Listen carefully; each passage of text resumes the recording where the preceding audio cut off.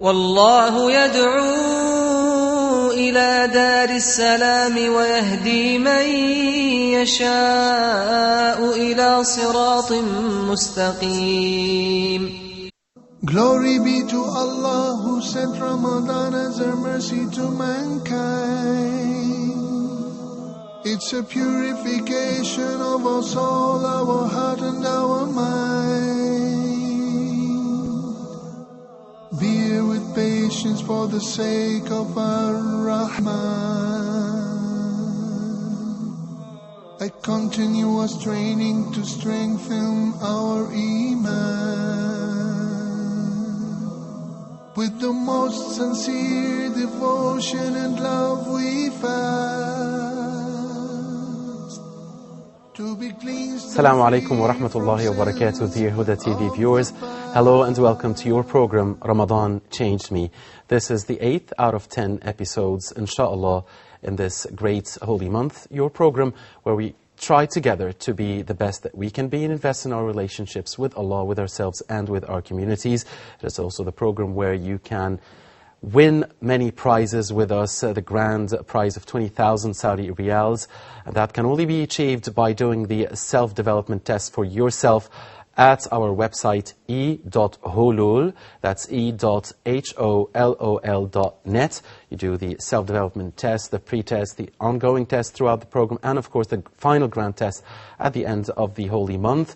80,000 Saudi riyals will be available for 40 of you out there, including, as I said, the first grand prize of 20,000 riyals. You could also win with us a daily laptop by answering our daily Islamic trivia question that comes at the end of the show, by SMSing us at 002-014-327-1771. You can also make your contribution live with us by calling us on phone number 002-0238-555-248 or 249.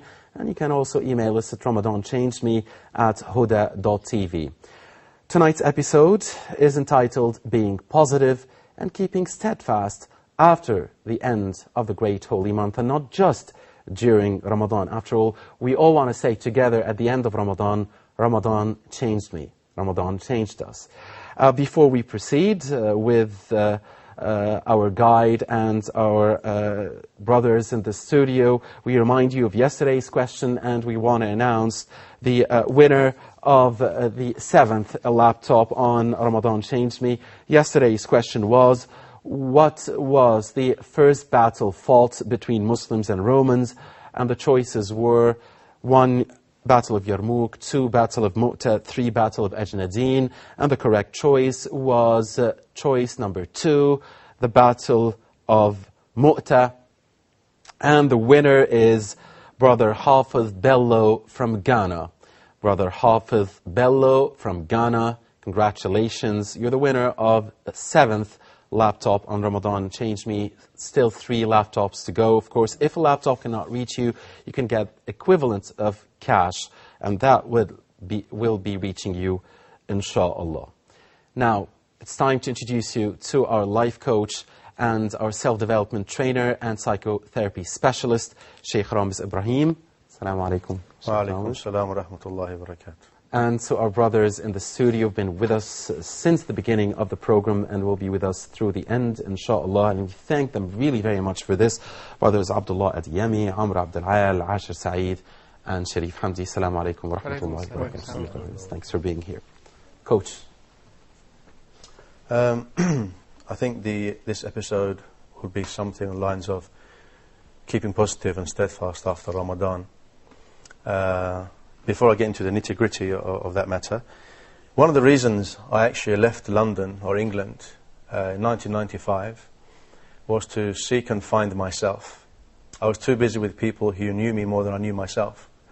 And I had to leave to go to a place where no one knew me and I never knew them. To find out the real me, how I react in situations with people I have no clue about, and they are strangers to me. When I arrived at my destination, which should have been with the Aborigines in Australia, I ended up in Camp America in Michigan. And this was a camp for children who had who have been involved in serious violence or serious sexual abuse and whatnot. I was welcomed by people who I never knew at all. I never knew them. And within a few days, I was loved by the same people. But it was difficult for me to receive that love. Very difficult to receive. The love is there, but it's difficult to receive. I can't accept that somebody or someone or a group of people love me that much. I found it to be fake because of my life in England. So I thought to myself, actually, I was 28 years old and actually started saying things like a child would say, oh, you're going to give up on me too. That's the kind of attitude I had. You're going to leave me too. You're going to give up on me also. So my response to that was very fake. I said, yeah, okay, yeah, you love me, okay, I love you too. But it wasn't like, you know, the group, guys and girls were groups, and I wasn't practicing then at all. And that's where I found Allah, really. SubhanAllah. Alhamdulillah. So I had to do something to actually challenge myself. I had to find myself. And one of the things that was available to me was an assault course. Now you may think, okay, that's a nice assault course. What's wrong with that? You're jumping over things like a leadership course where they teach you to overcome your fear. This, however, this assault course was 50 foot in the air. 50 feet in the air with a cargo net and tree-to-tree planks and ladders and slides and things. I was on a harness, obviously. And it was scary. It was scary. And I found myself saying, Ramiz, if you do this, you'll always be positive and find it easier to overcome obstacles. So I pushed myself. Even though I felt the fear, I still did it. And I said, if I'm going to die, I'm going to do it. If I get hurt, I'm still going to do it. I don't care. This is the breaking point of myself. And there was no one to actually tell me that I couldn't do it. And there was also people there that didn't tell me that I could do it. It was all about me. My mental state, my mindset. So I did it. Then challenging myself further, I did it backwards. I did it blindfolded. In any way that I could possibly imagine, that kind of challenge. Amazing. And I jumped off, not 50 feet, but I jumped off the step when they bring you down. And I would run around like a football player who just scored a goal. So people always say, well, what's wrong with that? You just done, but for me, it was just an achievement. After that, I feel like I want to see that now. Sorry? I feel like I want to see it on tape now. I had it on video, but it's gone now. It was a long time ago. And I furthered my challenges to myself by jumping on a jet ski and telling the guy, when you ride forward full speed, when you turn, I'm going to come off. Because I love the feeling of jumping off and in the water, Then I did it with a V8 motorboat with a black tyre. And it was just, every step of the way, I was getting more and more positive. The turning point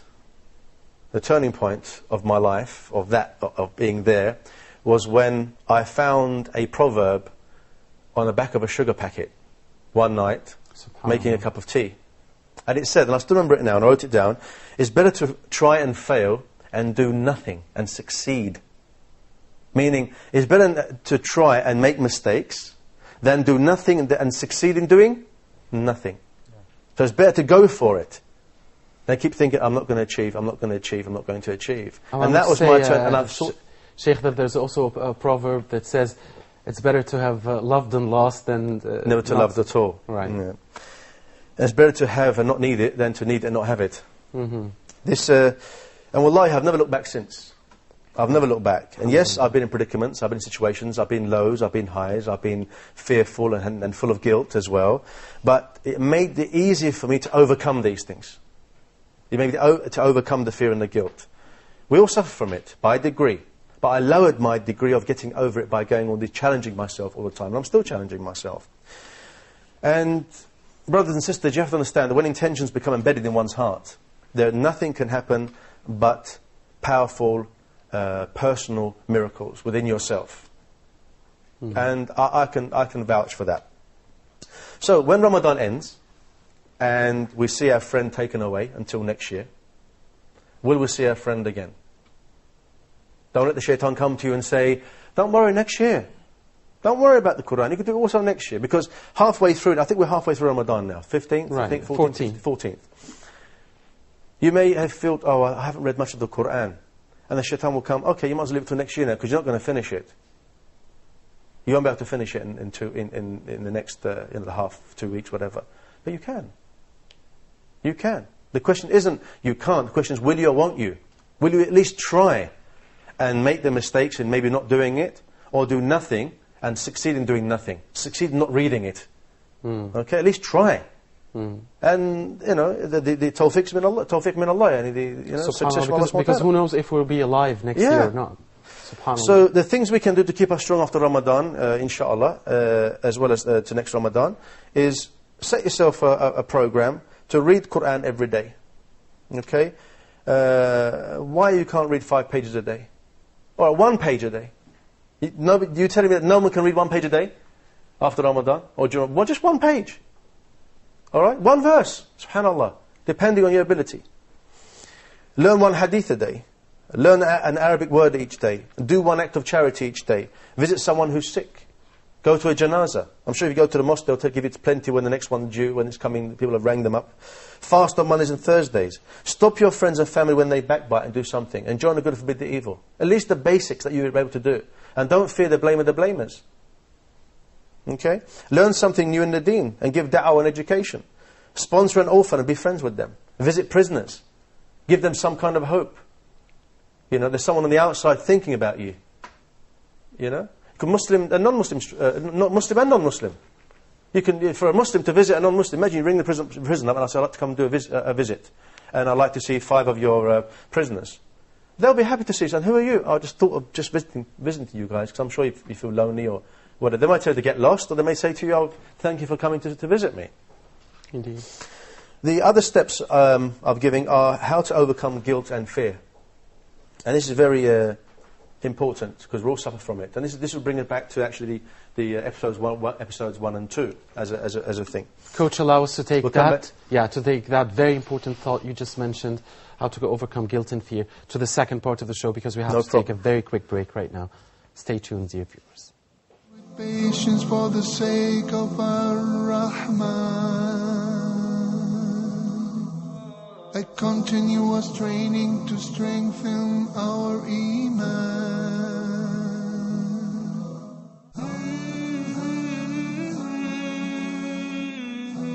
Ramadan is the best time for the night prayer. All of us are supposed to change ourselves during the month of Ramadan because it's the best chance. Join us on Inspirations during Ramadan so that we can help each other to lift our Iman up and strengthen our hearts and get closer to Allah subhanahu wa ta'ala.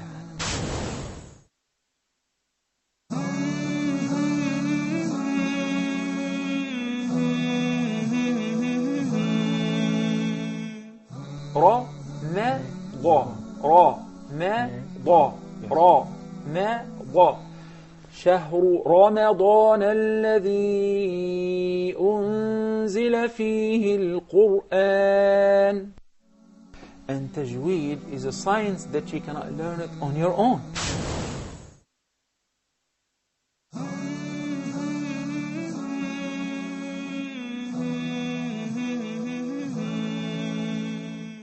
The Prophet Muhammad, peace and blessings be upon him, he told us that, you know, we're never in the extremes, that we're always between it. We're in the middle path. He told us to take this middle path. We're the nation of the middle path. Ummatan wasatan, down the middle. Bear with patience for the sake of Ar-Rahman, a continuous training to strengthen our Iman. Assalamu alaikum wa rahmatullahi wa barakatuh, dear Huda TV viewers. Again, welcome to the second part of the show. As our life coach and psychotherapy specialist, Shaikh Ramiz Ibrahim, was saying, we'll be discussing how he will be guiding us on how to, and giving advice how to overcome guilt and fear, and said that takes us back to the first episode. Indeed, this is also a very continuous process. We talked about introducing yourself to yourself, making the intention to change, self-development, the techniques, and controlling anger and rage, and managing time and so on, talking here about being positive. We'll do that, but first we'll get this phone call from Manar from Canada, and Manar is an 8-year-old. Bismillahi ma sha Allah. Assalamu alaikum wa rahmatullah, Manar. Wa alaikum assalam. We as a family are listening to the program.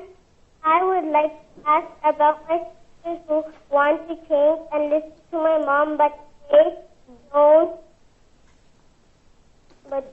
Manar, could you repeat again, please? Could you say what you said again? We as a family are listening to your program.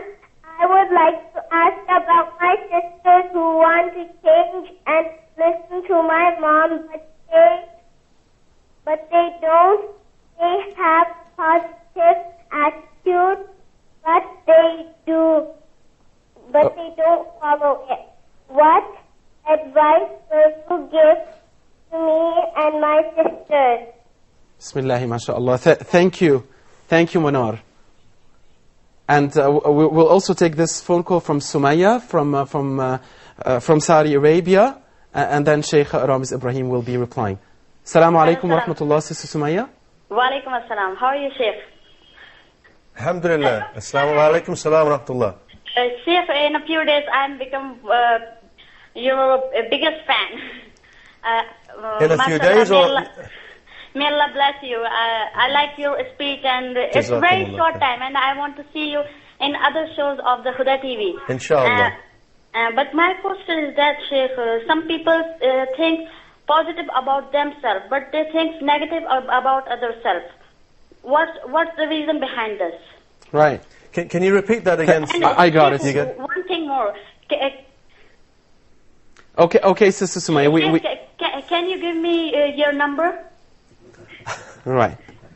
That could be, you could reach, of course, dear viewers, you could also reach Shaykh Ramiz Ibrahim via the program mail, RamadanChangeMe@huda.tv, and of course also from the control in our studios, in his personal email. Of course, he does, his specialty is life coaching.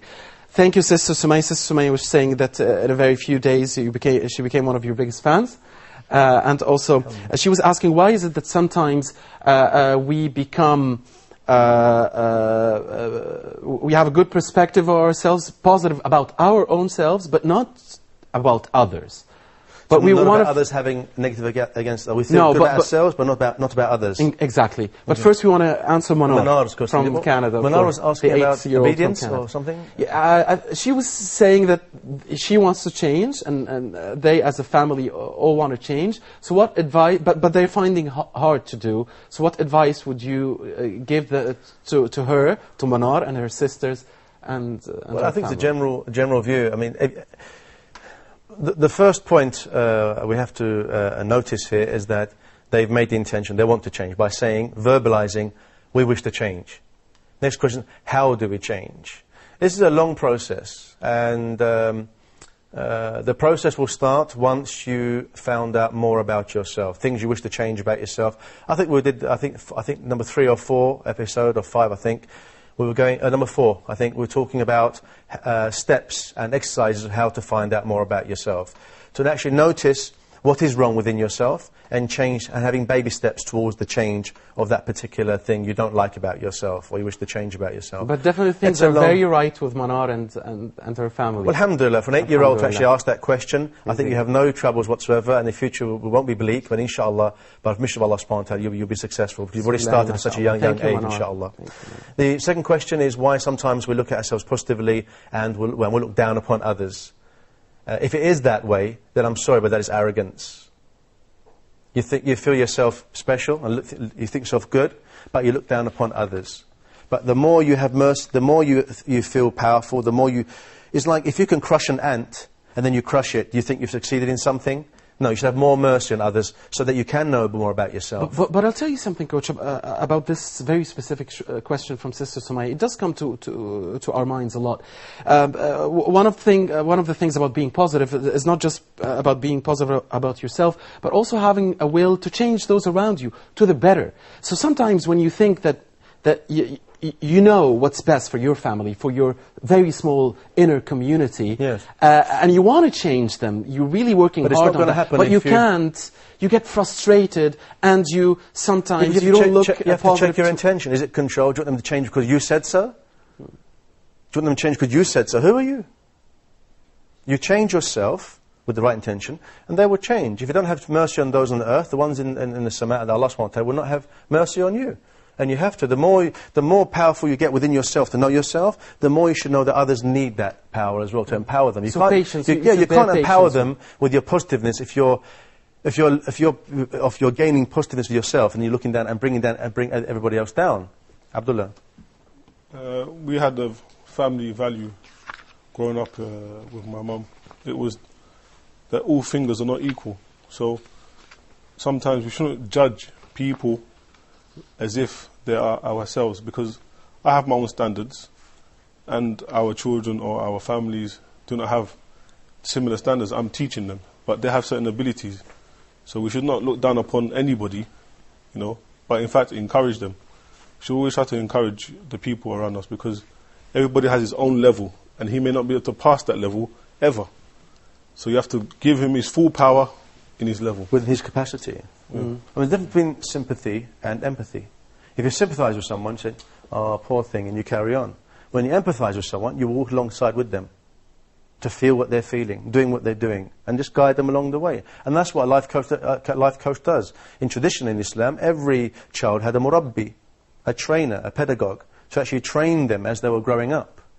How to approach the parents, how to debate, how to ask a question, how to answer a question. We don't even know, we haven't even got the etiquettes of asking a question in the halaqas that we have sometimes. In London, especially, people are just talking over each other. They don't respect the knowledge, they don't respect the Shaikh, they don't respect the alim, they don't respect anyone. Because they're enough say, me, I want to speak. And I'm interested in learning, because I want to hear my voice. Basically. Amr. Yeah, I think that this something about looking down to people, this is a bad thing that happened to most of us because of our arrogance. We think that we are the best persons and all people are down, are less than us. I think that we need to change this in us. We don't have a strong intention to change. That's right, intention again. Anything, Ash? I think with the question for the sister, I think what happens is that people look into themselves and they know what their good points are. And they know what they're good at and what good aspects of their personality that they have. And when they see these things are not present in the other person, they automatically think that they are better than them.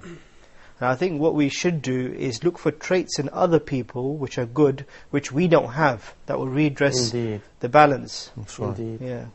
Sharif, anything that's secure.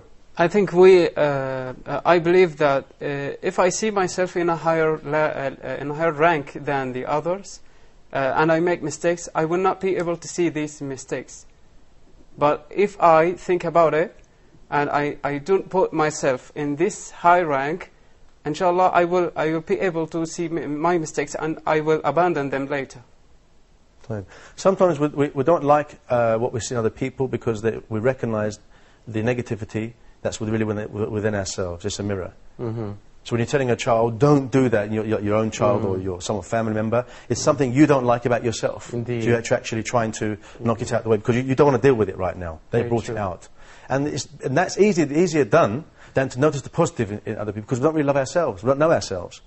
If we know ourselves not entirely, but in a nice way, in the positive capabilities, then we're trying to find them capabilities in others. If we can't, we have to guide them along to have those capabilities that maybe, and then in turn, what you will see in others is the positive that you want to see in yourself. That way, it will reflect back on you. But if you continue seeing the negative in another person, you're not going to evolve. You're not going to move on. Sheikh, because we only have 2 or 3 minutes left, unfortunately, could you give us quick advices on how to overcome guilt and... It's just a few pointers that I put down. I'll just quickly go through them. Recognize your place in the world and who you are. Okay, where did you come from, where you are, and where you want to be. Now, the first point I would ask everyone tonight to reflect upon, viewers, is وَمَا خَلَقْتُ الْجِنَّ وَإِنسَ إِلَّا لِيَعْبُدُونَ. That I do not create man or jinn except for worshipping me. Look at the tafsir of that and find the hadith that goes along with it, the Quranic tafsir that goes along with that, and work on that basis. And print it out and read it every day and try and practice it and reflect on it and what you need to do. Where you are, where you were, where you are, where you want to go, or where your destination is. We must recognize our Creator before He points out to us about our pride. What can I contribute to my family, community, and for the whole world? Secondly, recognize the blessings you have on a conscious and a subconscious level. When you remind yourself of the things that are good in your life, however small or insignificant you think they are, it makes a difference in maintaining positive attitude. Okay? And this starts the process to attract bigger and better things to you. Thirdly, never forget the creator of the whole universe, Allah subhanahu wa ta'ala Azza wa Jal, believes in you. Okay? He believes in you. Okay? The need to feel accepted by others and to fit in is perfectly normal. But for recognition from Allah subhanahu wa ta'ala is more important. Because the recognition from others, it really boosts up your confidence and your ego and makes you feel good in this dunya as a human being, you're recognized. But the recognition of your creator about yourself, but the believer, is important to Allah subhanahu wa ta'ala. That should give you more of a positive attitude. That not just to human beings, but the creator. When I mention Muhammad sallallahu alayhi wa sallam, he mentions my name to a group better than the group here, and that's the group of the angels. SubhanAllah, who am I? Who am I? A mountain is more significant than I am. It holds the world from toppling, etc. What am I doing that the mountain that can do better than the mountain is doing? Never forget the creator. Practicing using good names for yourself. So we tend to be potentially humble and don't like to say that I'm good. I do love myself. I am love. I am this. I am that. I want to have love. I want to have positive attitude to myself. I can do this. You know, I do help people. I'm generous. I'm merciful. You know, Allah is Ar-Rahman. He is the source of mercy, but we can be merciful. But there's a big difference, obviously. Instead of saying to yourself, I feel depressed, and you should stop, recognize that you just feel, I feel down, I feel depressed. It's good. But instead of saying that, you say, I'm feeling a little down right now, but in a few hours I'll be all right. And then switch to saying, what's your favorite ice cream? Completely somewhere away, just, I feel down right now, but I'll be all right in a few minutes after a cup of tea. And then you leave it. Believe me, once you make the affirmation, you leave it, have the cup of tea, and automatically you've affirmed that affirmation will manifest. You'll feel better. Natural endorphin. It's like when you have 2 hours of training, you feel good. That we train your mind mentally in that way. We are children, aren't we? Of course we are. We are big children. Of course we are. I'm the biggest. Be friends with negative thoughts. Don't ignore them. Okay? Don't ignore them. Recognize them for what they are. All right, I'm feeling... it's like the shaitan waswasa. In psychology, it's called the bipolar depression, where you could never feel good about yourself. You have these thoughts, you're no good, you're not an achiever, you're a dreamer. You can't... and then, obviously, it's easier to bat them away now in the month of Ramadan.